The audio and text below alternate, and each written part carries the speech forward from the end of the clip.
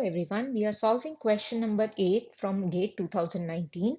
It says, which one of the following technique can be used to compare the expression of large number of genes in two biological samples in a single experiment? So we have to select a technique that can compare large number of gene of two biological sample, but in a single experiment. So options are polymerase chain reaction, DNA microarray, northern hybridization, and southern hybridization. So southern hybridization is used to compare to study the DNA.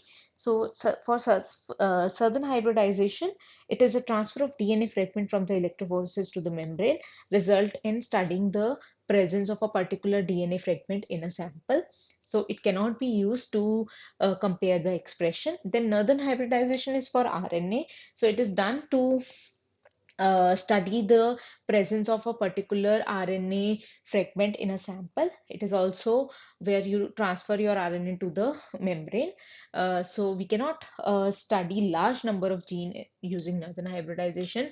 And polymerase chain reaction, in polymerase chain reaction, we cannot study large number of gene. Why? Because for every gene you will have a different condition, and large number cannot be studied in a single experiment. So single experiment is the key. So DNA microarray is one of the technique where you can run large number of samples and study the expression pattern. So as I have shown in this particular cartoon, where you have a normal cell and you isolate you do the cell culture and you isolate the RNA and convert it into cDNA and give that uh, cDNA a green fluorescent probe by giving uh, the by labeling the nucleotide with green probe.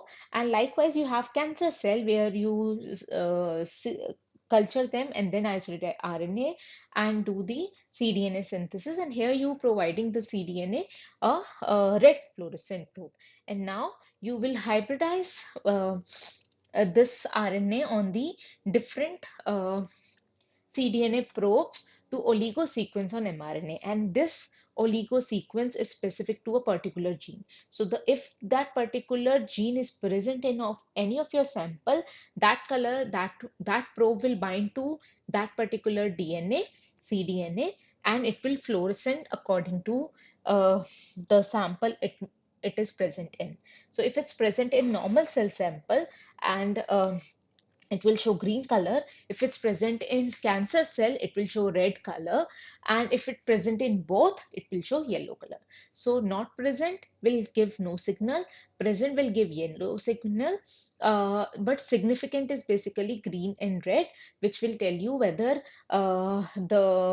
what all genes are present in the disease cell compared to normal cell. So you'll look for all the variation among the two biology. You can select variation among the two biological sample in a same experiment for the large number of genes. So microarray is the answer. So answer for question number 8 is DNA microarray, that is B.